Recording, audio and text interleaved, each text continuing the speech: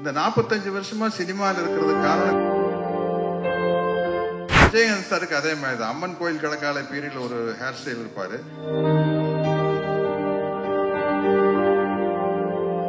ஏன்னா கிளைமேக்ஸ்ல வந்து அவ்வளவு கிராபிக்ஸ் ஒர்க் இருக்குது. நம்ம வாயிலேயே வண்டி ஓட்டிட்டு இருக்க முடியாது, வாயிலேயே வடை சுட முடியாது. ஐயோ தனியா புலம்ப விட்டு விட்டானே அப்படிங்கிற அளவுக்கு நம்ம தைரியத்தை கொண்டு வந்து கொடுத்தது வந்து விஜய் சேதுபதி தான். கிட்டத்தட்ட சொல்ல போனா நம்மளுக்கு சோறு போடுறவங்க ரசிகர்கள் தான். அவர் விக்கியோட அப்பா அவங்க தயாரிச்சு சின்ன கவுண்டர் படத்துல வந்த பாட்டு அதுதான் இன்னைக்கு வரைக்கும் ஒரு விஜயகாந்த் சாருக்கு நிலைச்சு நிக்குது. பலமில்லாத மாடு, உட முடியாத கலப்பை, அதிகாரம் இல்லாத பறவை, இவைகளை என்றுமே நாங்கள் விரும்புவதில்லை.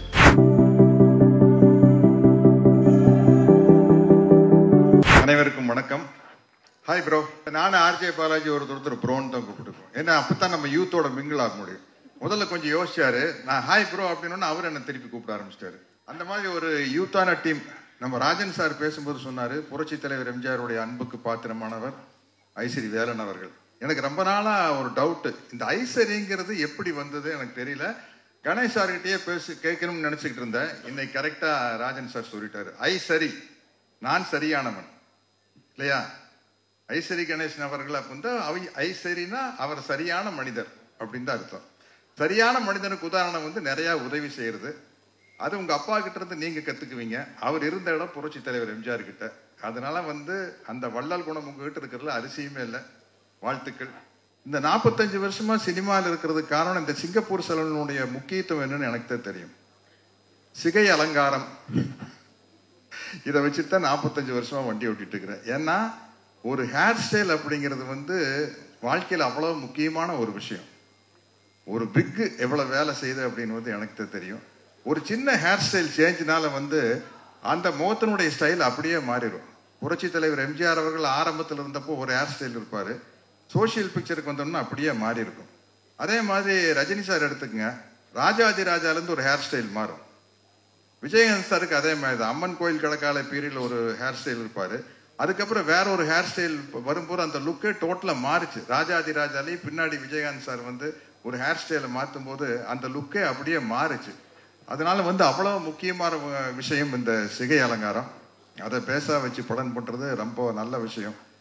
என்னைக்குமே ஒரு ஹீரோக்கு வந்து வெற்றிகள் வர வர சினிமாவில் வந்து அதை இன்னும் கொஞ்சம் பட்ஜெட்டை மேலே ஏற்றினா தான் அந்த ஹீரோவை வந்து வேறொரு தளத்துக்கு கொண்டு போக முடியும். அதனால தான் வந்து அது ரொம்ப முக்கியமான விஷயம். நம்ம ப்ரோ ஆர்ஜே பாலாஜி பொறுத்த வரைக்கும் எல்கேஜி பண்ணாரு, அம்மன் மூக்குத்தி அம்மன், அப்புறம் வீட்டில் விசேஷம், run baby run.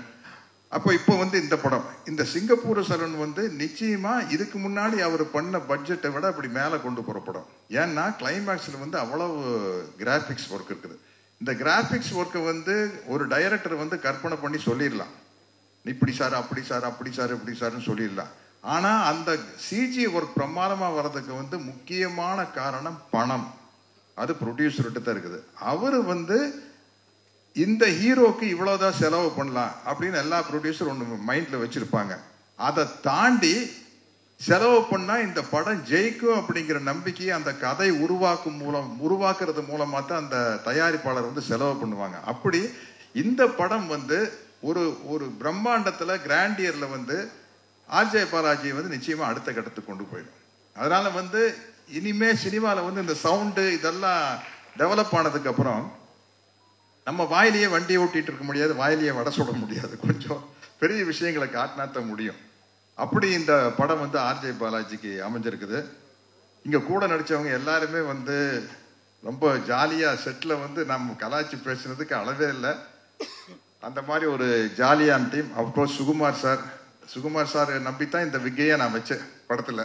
Directory Sukumar சாரையும் வச்சு, சார் இது தெரியுமில்ல சார், தெரியாம பாத்துங்க சார் விக்கு மாதிரி. ஏன்னா இப்படி ஒரு விக்கு செய்யறது ஈஸி. இந்த படத்துல பாருங்க, நடுவில் வந்து டென்சிட்டி ரொம்ப கம்மியா இருக்கும். அது கொஞ்சம் ஏமாந்தா வந்து அந்த நெட்டு எல்லாம் ஒட்டுனா தெரிஞ்சிடும். அது சுகுமார் சார் கையில் தான் இருக்குது. அந்த கேரண்டி சுகுமார் சார் கொடுத்தனால்தான் தைரியமா அந்த விக்கையை வைக்க முடிச்சது. அது பர்டிகுலரா இருந்தார் டைரக்டர், இப்படித்தான் வேணும் அப்படின்னு.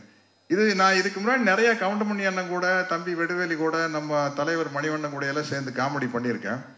பட் நானே தனியா ஒத்தையா ஒரு காமெடி பண்ணி நடிச்சதுன்னா அது இந்த படமா தான் இருக்கும். கிட்டத்தட்ட ஒரு இன்டர்வல் சீன் வந்து திருவிளையாடல் நாகேஷ் சார் மாதிரி ஐயோ தனியா புலம்ப விட்டு விட்டானே அப்படிங்கிற அளவுக்கு நம்மளே பேசி நடிக்கிற மாதிரி ஒரு சீன். அதை வந்து தைரியமா எனக்கு இப்படி ஒரு கேரக்டர் கொடுத்த டைரக்டர் கோகுல் சாருக்கு என்னுடைய மிகப்பெரிய நன்றியை தெரிவிச்சுக்கிறேன்.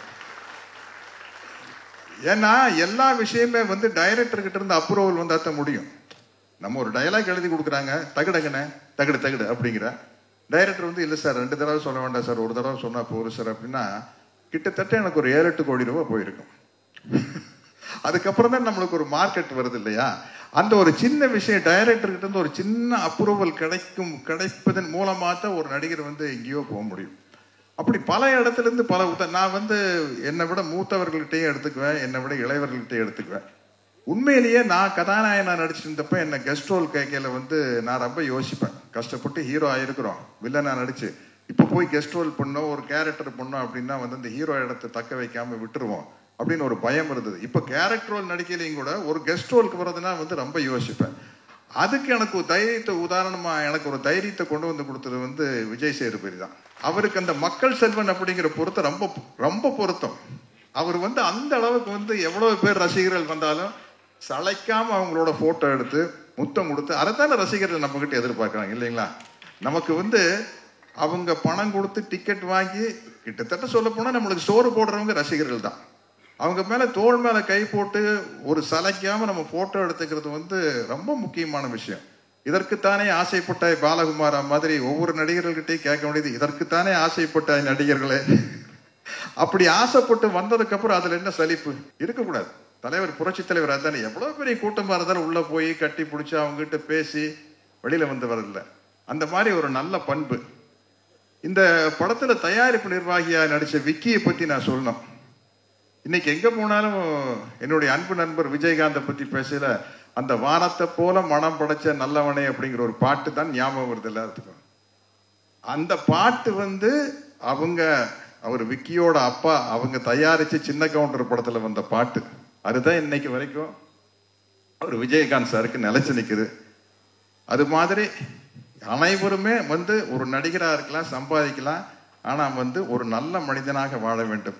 இந்த சிங்கப்பூர் செல்வன் வந்து நான் ரொம்ப எதிர்பார்த்துட்டு இருக்கிறேன். கிட்டத்தட்ட நான் முதல் படத்தில் நடிச்ச மாதிரி எதிர்பார்த்துட்டு இருக்கிறேன். ஏன்னா எனக்கு இன்னொரு கதவு திறக்கப்படும். ஒரு காமெடி ஆக்டர் அப்படிங்கிற ஒரு கதவை திறக்கப்படும். எப்படி மனோரமா ஆட்சி வந்து காமெடியா நடிச்சிட்டு இருந்து கீழே சின்ன கவுண்டர் மாதிரி படங்கள் வந்ததுக்கு அப்புறம், சின்ன தம்பி மாதிரி படங்கள் வந்ததுக்கு அப்புறம் ஒரு குணச்சித்திர நடிகை அப்படிங்கிற ஒரு கதவை திறக்கப்பட்டது இல்லை. ஒரு நடிகனுக்கு எப்பவுமே கதவுகள் திறக்கப்படணும். அது மாதிரி ஒரு சத்யராஜ்னா ஒரு கட்டப்பா அப்படிங்கிற ஒரு கதவு திறக்கப்படுது.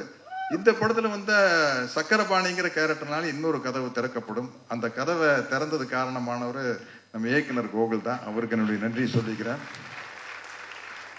நம்ம 2 பேரும் மிமிக்ரி வேற எங்கேயாச்சும் வச்சுக்கலாம்ல, நிறைய பேர் பேசணும். எல்லாருமே வந்து புரட்சி தலைவருடைய துப்பாக்கி சூட்டுக்கு அப்புறம் வர வாய்ஸில் தான் பேசுவாங்க. நானும் ரோபோ சங்கர் தான் அவருடைய பழைய ஒரிஜினல் வாய்ஸில் பேசுவோம். அந்த காம்படிஷன் எங்களுக்குள்ள நடந்துகிட்டே இருக்கு. என்னை நம்பாமல் கெட்டவர்கள் நிறைய உண்டு, நம்பி கெட்டவர்கள் இன்று வரை இல்லை. ஓகேங்களா? பலமில்லாத மாடு, உட முடியாத கலப்பை, அதிகாரம் இல்லாத பதவி, இவைகளை என்றுமே நாங்கள் விரும்புவதில்லை.